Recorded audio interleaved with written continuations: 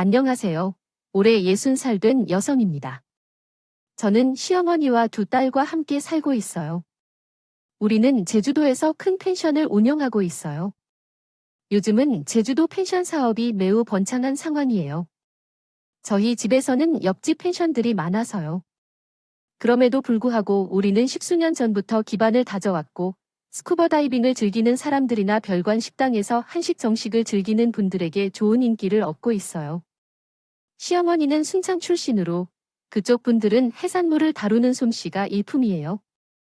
우리는 바닷가에서 신선한 해산물로 맛있는 밑반찬을 제공할 수 있어요. 그래서 많은 손님들에게 좋은 평가를 받았어요. 남동생은 낚시배를 이용해서 고급스러운 생선을 잡아와요. 서울에서 보기 힘든 종류의 신선한 생선들을 제공하면서 회로 만들어 판매하는 것도 좋은 수입원이 되고 있어요. 자리돔, 돌돔, 뱅에돔이 걸리면 시어머니가 대단히 기뻐하십니다. 시어머니 덕분에 우리는 좋은 가게 운영이 가능했어요. 이렇게 악덕한 시어머니를 자랑스레 소개해 보았어요. 저희 시어머니의 고향은 순창입니다. 순창은 고추장과 장아찌로 유명한 곳이죠. 섬진강 상류에 위치한 순창은 맑고 맛있는 물이 풍부해서 고추장을 담기에 아주 적합한 곳입니다. 우리 펜션의 손님들이 시어머니의 고추장과 장아찌를 먹으면 맛있어서 손을 비벼 남깁니다. 모두가 매우 좋아하시는데 정말 맛있습니다. 한국 분들은 맵고 뜨거운 음식을 좋아하는데 우리 시어머니의 장아찌는 딱 맞겠죠. 펜션의 유지를 위해 시어머니의 장아찌가 중요한데 사실입니다. 시어머니의 장아찌는 진짜 매운데 시어머니가 직접 재료를 키우고 손질해서 담아요. 종류도 다양합니다. 도라지 장아찌, 마늘종 장아찌, 더덕 장아찌, 풋고추 장아찌, 오이 장아찌, 마늘 장아찌, 매실 장아찌 등 많이 있어요. 가장 인기 있는 상품은 바로 굴비 장아찌인데 한번 맛보면 가격을 얼마든지 지불할 정도라고 해요. 그러니까 만들어서 팔하는 분들이 많은데 시어머니는 판매하거나 레시피를 공개하지 않아요. 손바닥 반만큼의 접시에 맛을 보여주시는데 손님들은 이걸 먹으러 자주 오세요. 또한 굴비 장아찌와 맞먹는 주력 메뉴가 있습니다. 제주도에 오면 많이 볼 수 있는 성게 미역국인데요. 우리 시어머니의 해산물 엽국은 분명히 맛있어요. 많은 사람들이 좋아하는 음식이기 때문에 더 이상 설명할 필요가 없어요. 손님들이 굴비 장아찌와 해조국을 좋아하시는데 이 두 가지 요리에 열정적으로 대해요. 제주에 가면 서귀포 땡땡 펜션에서 성게미역국과 굴비 장아찌를 먹어야 한다는 소문이 있어요. 또한 굴비 장아찌도 정말 맛있어요. 우리 펜션에서 10분 더 가면 지난해 새로 오픈한 펜션이 있는데 그 집에서 굴비 장아찌를 구현하려다 실패했어요. 생선을 제대로 처리하지 않아 어린 손님 중 한 명이 찔려 응급실에 실려갔어요. 그러한 사고가 일어난 적이 없었기 때문에요. 미더덕을 해조국에 넣으면 의견이 분분해져요. 미더덕에 알레르기 반응을 보이는 분들이 꽤 많다고 해요. 시어머니 덕분에 경쟁이 치열한 제주도에서 우리 펜션은 잘 되고 있어요. 시어머니 없는 세상을 상상하기도 싫고 우리 딸들도 그렇게 생각해요. 제가 좀 더 매력적으로 보이면 5주년 선물을 받을 수 있을까요? 왜 그렇게 쟤를 싫어해서 아침에 시달리고 저녁에 혹평을 받고 종일 나를 응시하는 걸까요? 떨림이 있는 이유는 당신 없이는 버틸 수 없는 펜션 때문에 더욱 신경이 예민해지시겠죠. 남편이라는 존재가 인간 바람을 피우고 집을 나갔습니다. 나이가 36세인데 아직도 얻어먹을 힘이 어디 있냐며 딸도 마리와 같은 소리를 합니다. 그래서 저는 알바를 찾아 나섰습니다. 그 여자와 나가 사는데 남편으로부터 그런 제안을 받았습니다. 남편과는 20대 초반에 만난 후 서로 좋아해서 결혼했습니다. 주위에서는 이미 끝났다고 하더니 때리는 장모님이 아닌 다리가 씁쓸하다는 소리를 말하더군요. 하지만 3대가 걸릴 정도로 절망적인 마음으로 결혼했습니다. 남편과 맞선을 하기 전에 만나던 여자친구가 있었습니다. 어리니까 호텔에 가기도 하고 그럴 것 같죠. 그 여자친구와 헤어진 후 약 6개월이 지난 뒤 저와 맞선을 보았습니다. 헤어진 후 그 여자친구가 제자리로 돌아왔을 때 그 남자는 진정한 사람이라는 것을 깨달아 다시 사귀자고 했던 것 같습니다. 초기에 계속될 수 없다는 생각이었을 테니까요.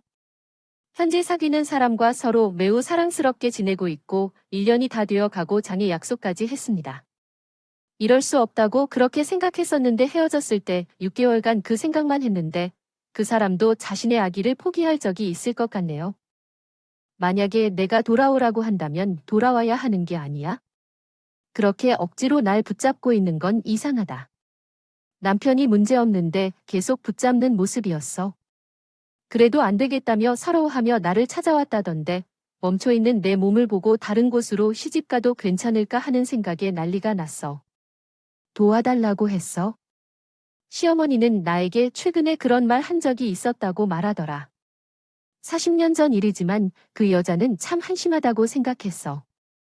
내 며느리가 무슨 사람인지 생각하니 참 겁이 나더라. 시어머니는 어떻게든 저와 헤어지고 다른 여자랑 결혼하는 게 맞다고 생각한 것 같았어. 그래서 찾아왔다. 다방에서 마주한 순간 그의 모습은 얌전했고 땀나는 것을 보고 손수건을 꺼내어 풀 수도 없다며 나지막한 목소리로 말했다. 내게 너무 죄송하지만 어쩔 수 없네. 그런데 들은 바에 의하면 내가 몸간스를 잘해서 함께 시간을 보낸 적이 없다고 했어. 그럼 다른 곳으로 시집 가야겠어요? 자화상 침착하게 안아 했습니다. 그러나 먼저 여성이 자화상 책임져야 할 뿐만 아니라 결혼하거나 가속서 이후 가파를 직객으로 볼 때에도 이해력을 가지는 것이 필요하다고 생각합니다. 그래도 당신도 여성 아니겠습니까? 우리나라는 여전히 여성에게 부당한 부담을 너무 많이 줘서 여성이 희생할 경우 결혼 추다록 한다는 뉘에야 있습니다. 내 말에 공감할 수 있다는 의미로 받아들여 주십시오. 결국 그 사람은 나에게 이별을 했다는 말씀이셨습니다. 그 장품이 상황이었지만 그 말은 너무 슬프고 서러웠습니다. 그래도 나는 이해하는 사람이 아니라서 양보하겠다고 말했습니다. 그 당시는 아직 1980년대 초반이었기 때문에 사회 분위기가 지어재어 달리 이상자 달콤할 수 없었습니다. 게다가 혼자 소장함이 아니라 그러한 헤어지는 말씀도 이유가 부족하니까 더더없이 거졌습니다. 그런 식사라도 하지만 거터결굴서로 헤어졌습니다. 남편은 면제로 헤어지지 않겠다고 하는데 나는 헤어진 거야? 다른 남성이 나타나서 거짓말하는 거야? 남편은 결국 그 여자에게 정이 분명치 않는 걸로 진술하고 그때는 혼자 산다고 합니다. 나도 혼자 살다가 2년 후에 우연히 종로 서울극장에서 마주치게 되었습니다. 그래서 서로 혼자인 걸 알고 아직도 서로에게 마음이 있는 것을 알게 되어 결혼을 하게 되었어. 그래서 시어머님의 반대에 두려움 없이 그 승리가 너무나 잘 보이니 결혼하는데 망설이지 않았습니다. 아무리 번인 어서도 신부사는 척척 다시 정돈하고 시어머니를 만나러 가 섰어요. 안뜰에는 담에 있는 두 그루의 감나무가 특히 잘 익은 가을이 아닙니까? 아버지는 정부군 학교에 입학했지만 건강이 좋아지지 않아 계속 병회를 떴다는 이야기가 있습니다. 그의 취미는 날개 파라글라이딩으로 꽤 유명했어요. 그 당시 위험천만한 활동을 즐기며 맹작하는 정말 고유한 분이셨습니다. 파라글라이딩 사고 후 돌아가셨다고 알려져 있고요. 그때부터 시어머님은 남편을 독려했습니다. 즉각 일어나 밥상에 차려야 한다고 말이죠. 내 아이도 토요일에 회사에 남아 있어서 오후 3시에 저녁을 준다는데 집에 와서 함께 밥 먹으십시오. 보게라고 대우하지 말아주시고 이미 잔칫과 같이 소박하지만 정말 시대적인 느낌을 받아들인 것 같아요. 청기의 녹슨 유기 그릇에 담긴 소고기와 물국, 부직분을 기름노 식내, 그림자 없는 코다리찜의 완벽한 조합, 버섯과 당시에 처음 출시된 게맛실, 총오징어와 홍당무로 연출된 4종류의 반찬, 청량한 쪽파와 상채처럼 다방 요 갈치젓과 도라지 조림, 무치돈 어린 독일 자잡 무침의 멋진 집회를 즐겼다. 어떤 것도 누구나 기대로 받아들일 수 있었습니다. 입에 감기가 없어 고맙다. 그날 나는 시어머니의 솜씨가 웬만한 것이 없다는 것을 깨달았다. 시어머니와 며느리로 처음 만난 것이 그렇게 시작돼서 그런지 시어머니와 함께하는 신우는 평화롭고 즐거웠다. 시어머니의 유일한 취미가 요리하는 것이기 때문에 그것을 돕느라 내 신우는 바빴다. 봄에는 조기를 들여와 굴비를 말리고 싶어 했고 조기를 젓고 싶어 했다. 여름에는 민어를 대자로 들여와 부위별로 손질해서 민어찌개부터 회와 양념구이를 하고 싶어 했고 여름 끝에서는 게장을 담고 싶어 했다. 순창에서 강화로 이사온 작은 시어느께서는 강화 눈두덩에 있는 작은 참깨를 직접 잡아와서 트럭에 실어 직접 가져다 주셔서 우리는 서울 사람들이 맛보지 못하는 진정한 게장의 맛을 경험할 수 있었다. 시어머니는 가을이면 김장을 했다. 그 중에서도 첫째는 장이었다. 그만한 설명을 드린 것처럼 그랬다.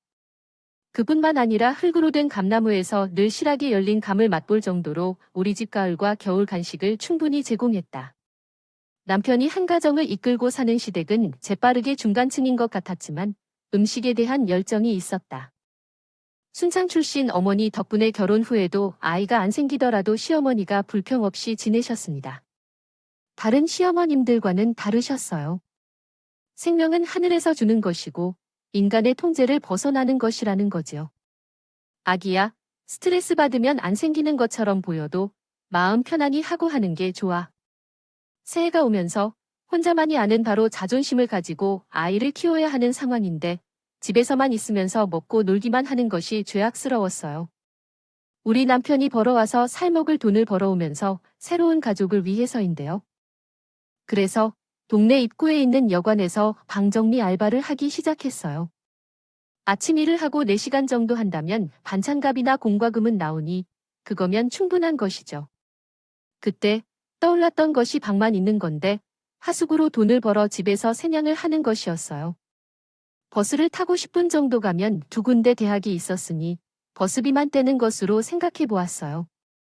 하숙집에서 제일 중요한 건 음식의 맛인데 학생들도 그렇게 생각하는 학생들도 있으니까 장비도 잘하는 시어머니를 가지고 있던 저는 자신 있었어요. 어머님은 어떻게 생각하세요? 우리 지상적인 아래방과 찬바람 간식 2개를 채워서 대학생 5명 정도를 끌어다 하숙하게 해서 우리 생활비는 빠지는 게 아니라 적성도 있고 살아남을 수 있어요. 저는요.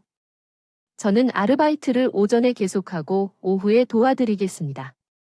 어머님은 어떻게 생각하세요? 그렇게 열심히 운영하는 하숙집은 어머님의 요리 솜씨와 제 청결한 청소가 만나 좋은 반응을 얻었습니다. 2년이 지나면서 우리는 하숙생을 3명 더 받을 수 있도록 아랑곳 없이 방을 확장했습니다. 매일 빈자리를 기다리는 학생들이 늘어나게 되었습니다. 8년 후 우리는 2층에 8개의 방을 갖춘 양식집으로 이사했고 20명의 하숙생과 함께 생활하게 되었습니다. 소문이 퍼져 학생들이 많이 찾아오기 시작했습니다. 저희 하숙집에서는 집밥보다 더 맛있는 식사를 즐길 수 있어서 정말 좋았습니다. 제가 하숙을 시작한 이후 2kg 쪘고 이불도 한 달에 한 번씩 햇볕에 말리고 섬세하게 챙겨주셨습니다. 그래서 이불이 부드럽고 말랑말랑해서 정말 편안했습니다. 감나무에서 딸려 나오는 감도 맛있어서 감을 많이 수확해 감통으로 만드는 시어머님이 매우 자랑스러워 하셨습니다. 12년이 지난 후 서울 아현동에 3층짜리 빌라를 짓고 거의 기숙사처럼 운영하게 되었습니다. 미래에 대한 꿈과 열정으로 더 열심히 일하며 자녀가 없는 고독을 달래고자 했습니다. 나는 스스로를 달려온 것 같았다. 사실 부부 사이에서 가장 하기 싫은 일은 아이가 생기지 않는 것입니다. 부부 사이가 얼마나 고유한지를 경험하지 않은 사람은 모를 것입니다. 부부의 공통 관심사인 아이를 통해 사이가 더욱 꽉 잡히고 대화할 주제도 생기고 그것이 인생이라는 것입니다. 결혼 7년이 되던 때 그 당시에는 파격적으로 남편과 함께 검사를 받았습니다. 문제가 무엇인지 알아야 했기 때문이었습니다. 내 문제일 것이라 예상했지만 남편의 정자수가 문제였습니다. 정자수가 2천만 개 미만, 희소 정자증이었습니다. 그때부터 미치도록 더 열심히 일해야 했습니다. 아이는 영혼이 없기 때문입니다. 피로 터져 모았습니다. 결혼 15년째, 새 집으로 이사를 가던 중 빌라에 화재가 발생했습니다. IMF 사태가 일어나는 겨울, 빌라 바로 옆 작은 주택에 사는 유통업을 하는 젊은 남자가 사업이 망해서 불을 지르고 세상을 떠났습니다. 빚을 갚을 길이 없다고 했습니다. 추운 겨울밤, 순식간에 우리 빌라가 불길에 휩싸였습니다. 전기선이 노출되어 있었고 거의 모든 것이 타버렸습니다. 누구도 보상해 주지 않았습니다. 회사를 그만둔 후 남편과 어머니와 함께 살던 11년의 시련이 한순간에 물거품이 되는 순간이었어요. 지금 생각해도 여전히 상처가 남아서 더 이상 쓰고 싶지 않아요. 가장 충격적이었던 것은 어머니의 태도였어요. 사람이 변하기 위해서는 그 한순간에 변해야 하는 건가요?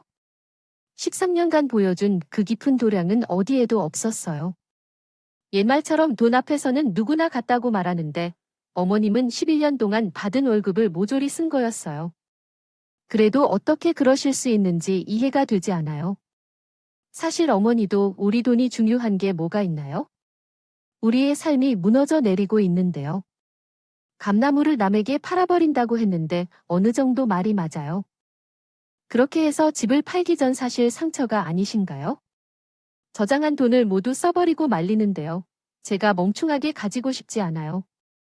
그러다 감나무를 버려 고층 아파트로 이사를 가자고 하는데 어디 감나무를 찾냐고요?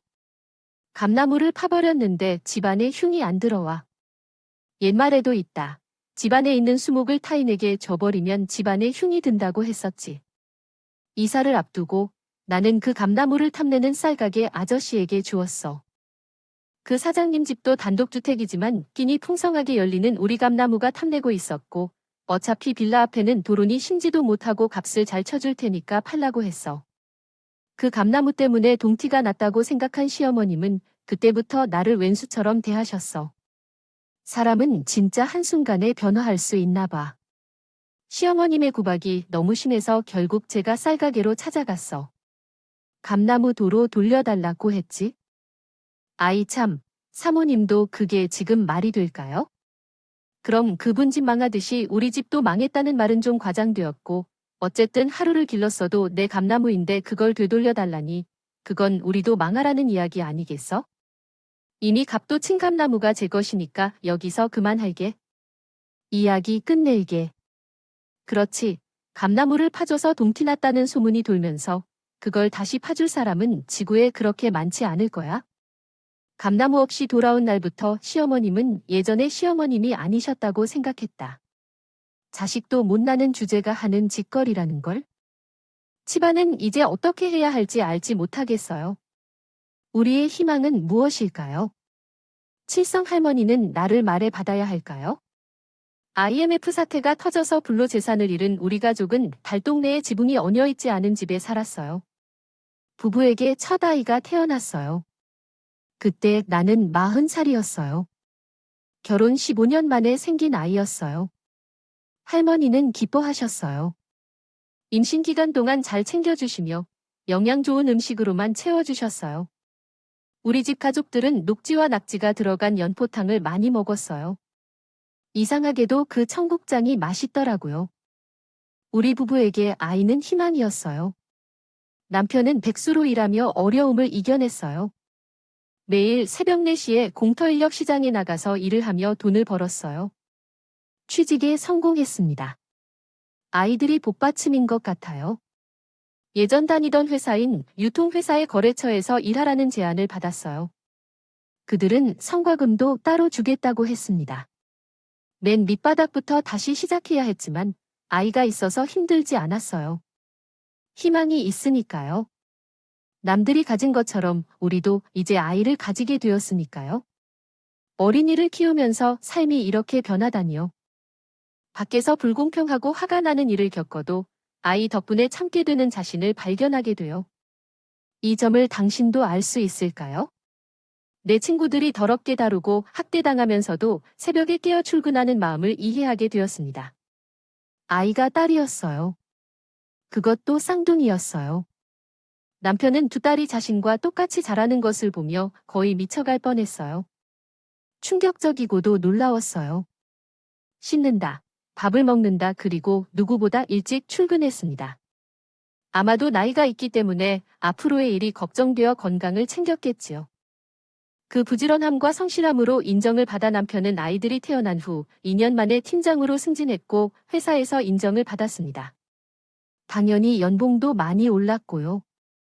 시어머니는 처음에는 딸인 나를 싫어하셨지만 점점 아들과 닮은 손녀의 얼굴에 마음이 녹으셨습니다. 아름다운 꽃이 있더라도 이단 초보다 못하다는 속담을 떠올렸습니다.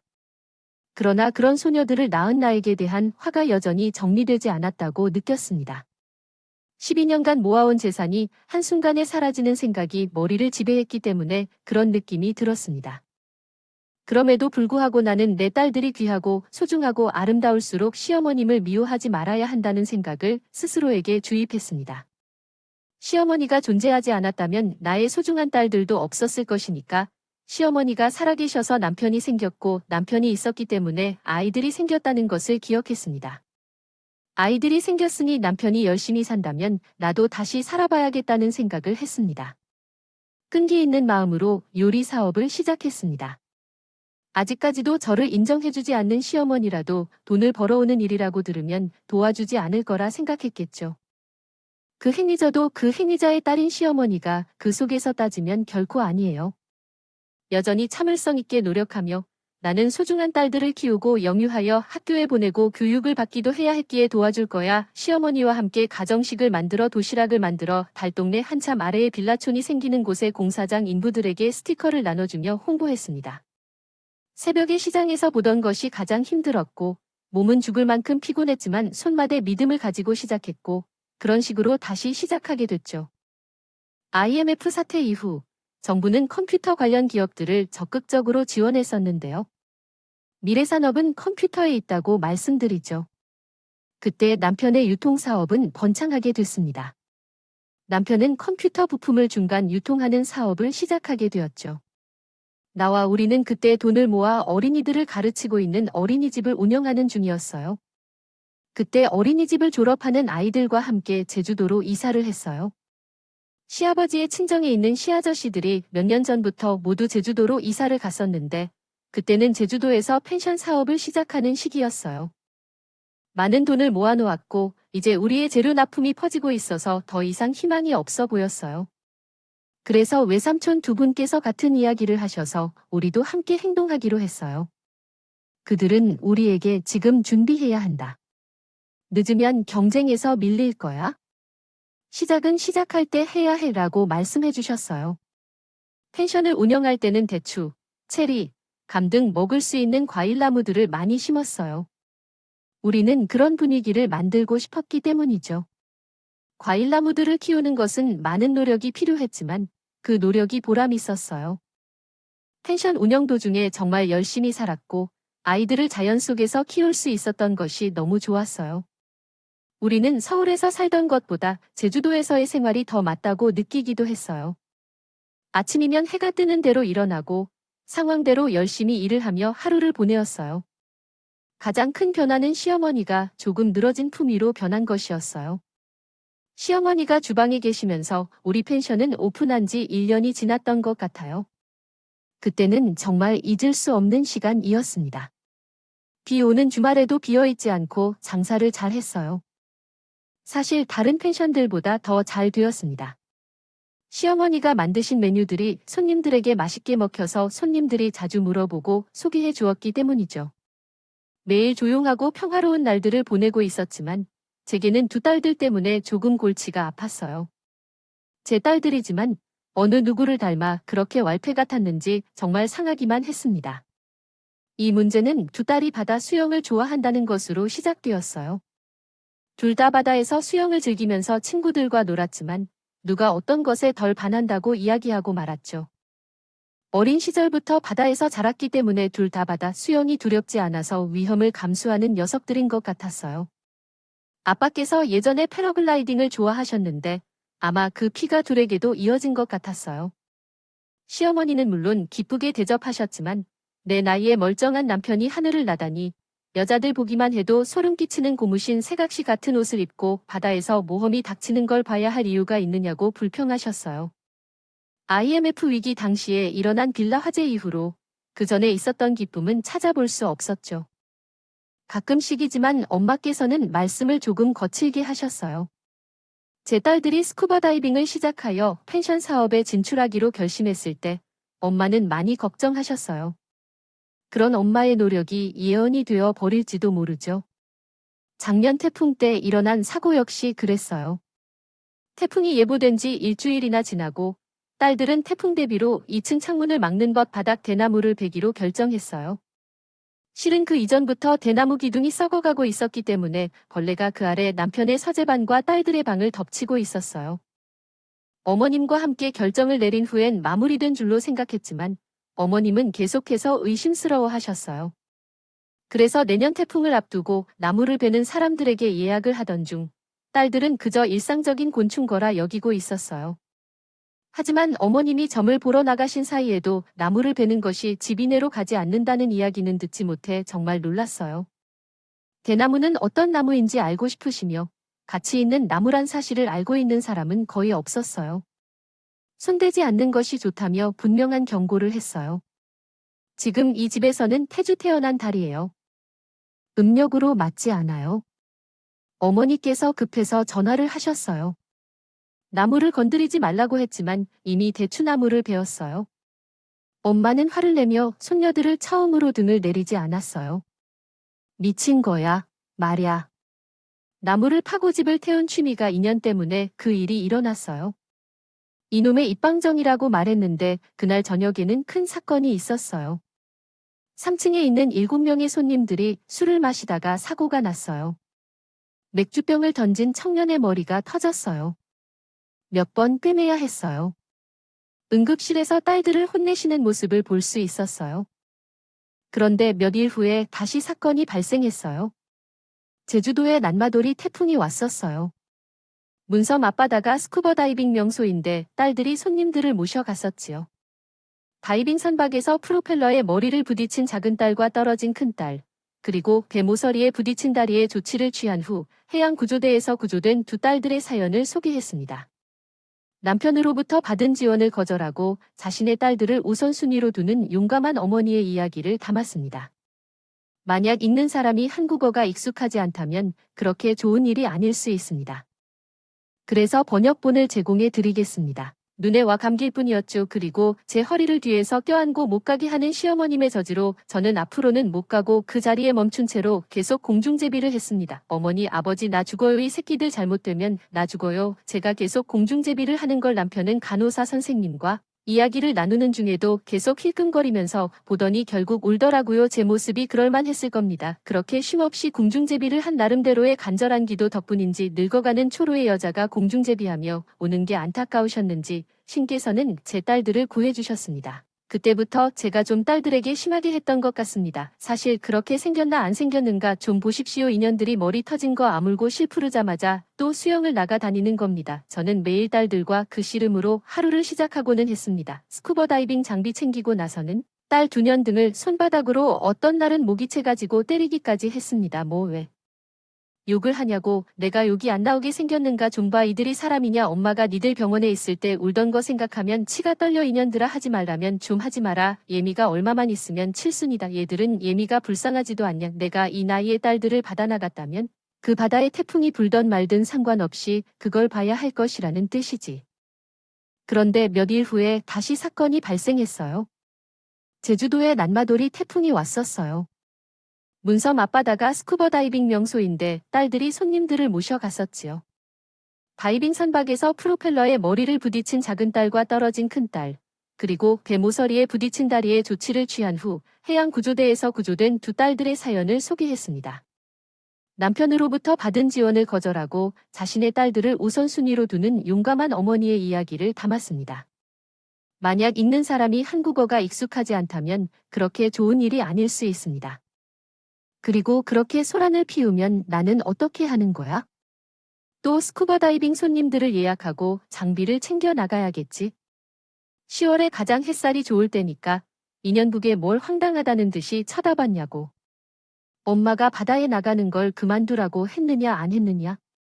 청년들이 똑같이 황당해하는 거 좀 보면 그때마다 시어머니가 당신이 하고 싶은 거 제가 대신해주니 속은 시원하겠지만 또 한편으로는 수술한 지 얼마 안 된 당신의 금쪽 같은 손녀들 편육도 들고 싶고 그러자니 갑자기 바람나 집 나간 아들 때문에 내가 어쩔 줄 모르겠는데 하셨지.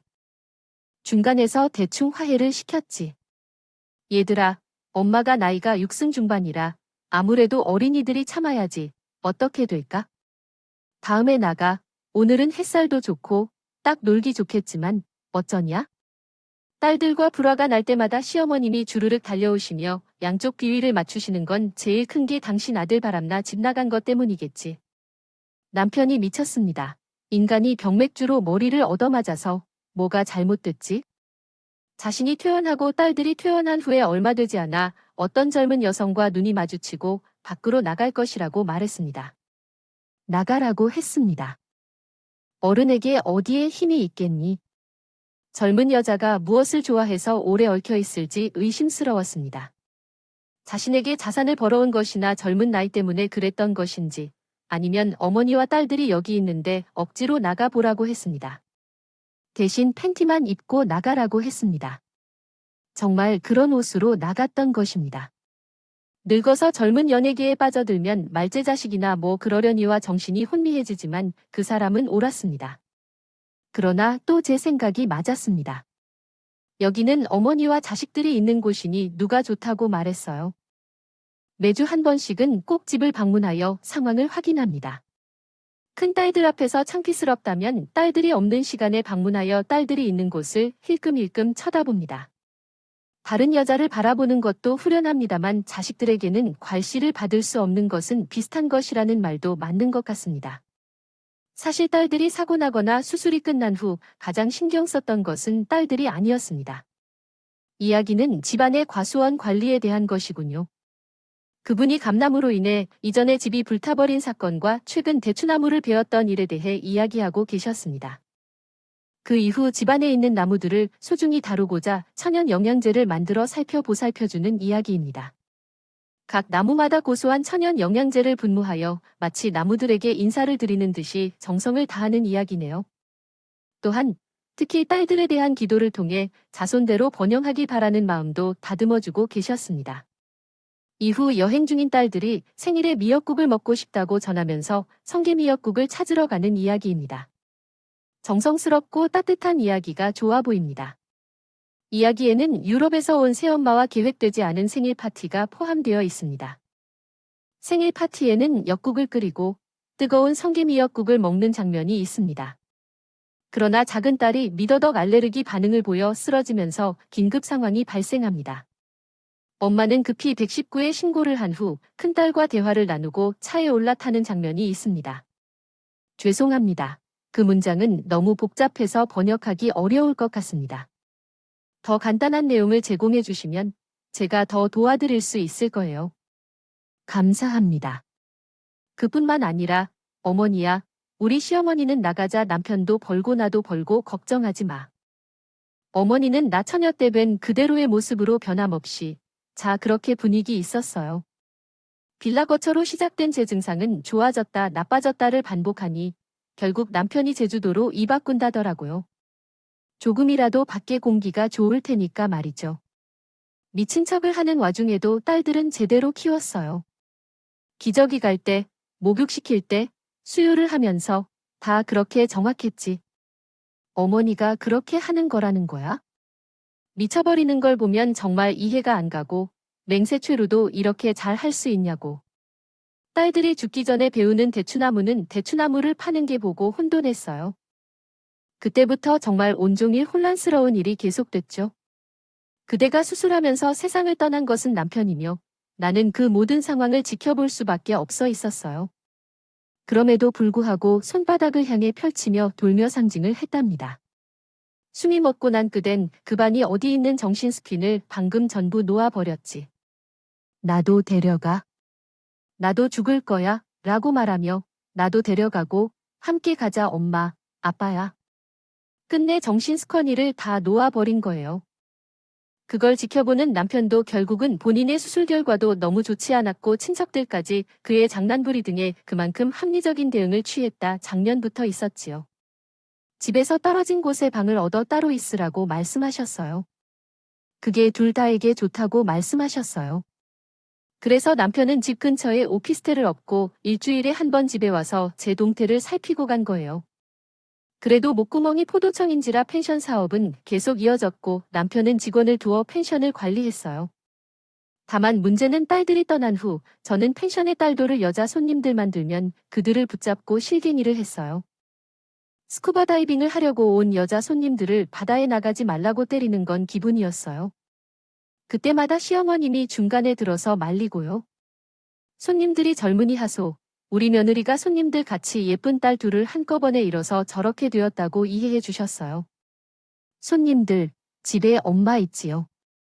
엄마다 생각하고 이해해 주세요. 이 늙은이가 대신 사죄하리다고 했어요. 시어머니는 한시도 제 곁을 떠나지 않고 저를 보살폈어요. 시어머님은 최선을 다해서 음식을 만들어 주셨고 그 음식으로 여전히 손님들을 펜션으로 끌어모으셨어요. 우리 가족이 지금껏 먹고 살 수 있는 건 아마도 80 중반이신 저희 시어머님의 음식 덕분이겠죠. 동네 사람들이 저를 제일 안타깝게 여기는 건 정원의 수많은 과일 나무들과 함께 제 모습 때문이라고 하셨어요. 어머님과 남편이 주방에 있는 과제 같은 건 다 치웠기 때문에 제가 지금 이 자리에 있는 것이겠지요. 저는 젓가락이나 포크를 들고 발톱기가를 신성하다고 외쳤습니다. 그들이 나의 자식들을 먹었으니 이제 내가 그들을 잡아먹을 것이라고 말했습니다. 이 성녀 발톱기야, 큰 발톱기야, 너희들을 다 잡아먹겠다고 말했습니다. 나무를 향해 소리를 질렀습니다. 그런 후 정원에서 나무들을 협박하면서 젓가락이나 포크를 들고 펄펄 뛰었습니다. 남편에게 모든 사정을 이야기한 뒤 미쳤다는 깨달음이 몸을 관통했습니다. 거실에서는 제주의 석양이 비치고 있었으며 바다로 나가 딸들을 떠나보았습니다. 바다를 보면서 늦가을의 차가움을 느꼈고 어깨를 토닥여주는 손이 있어서 안정을 찾았습니다. 그 손은 시어머니의 것이었습니다. 시어머니는 제 손을 잡으시고 제 옆에 앉으셨습니다. 은하 어머니야, 차라리 내가 운전하는 것이 더 낫겠다. 내가 편해지니까 가다 너 지금은 반신반의해 헤매고 있는데 자식 어디 있을지 이해를 못할 것 같다. 나도 자식을 둔 어머니니 근데 설마 손이 위험한 거겠지? 그렇다면 내 자식들 저승에서도 편안히 쉬라고 놔주어. 동정심 속에 죽을 저며느린 며느리. 다른 사람들은 편히 살고 있는 것 같아. 그런 일 없다. 대문 열면 집집 사연이 있지. 그렇게 사는 것인데. 어머니야, 난 오래 살기를 원해. 널 떠나고 난 후에는 외롭겠지. 되도록 빨리 자식들 곁으로 가라. 살아가는 것이 아니잖아. 나도 너를 따르고 싶다. 우리 다음 세계에서 만나서 엄마와 딸처럼 한평생 서로 의지하고 사랑하며 오래오래 살자. 어머니야, 춥다. 집에 가자. 시어머님은 저를 안심시켜주며 작은 목소리로 반복해서 속삭였어요. 빨리 떠나라고 하셨어요. 그런 시댁을 두고 있는 저는 자식들을 한꺼번에 잃어도 그렇게 불행한 삶은 아닌 것 같아요. 제 이야기 들어주셔서 감사합니다.